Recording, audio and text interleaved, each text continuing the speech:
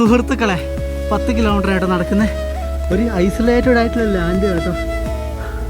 വാഹനങ്ങൾ അപൂർവമാണ് ഈ റൂട്ടിലൂടെ പോകുന്നത്. പശുക്കളുണ്ട് ഇഷ്ടം പോലെ.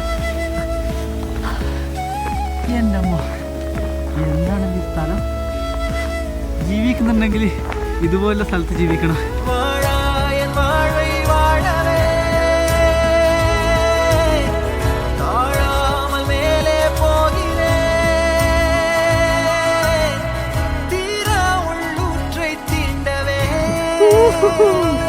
എന്റെ ദൈവമേ, സ്വർഗരാജ്യത്തിലൂടെയാണ് കേട്ടോ ഞാനിപ്പോ സഞ്ചരിക്കുന്നത്.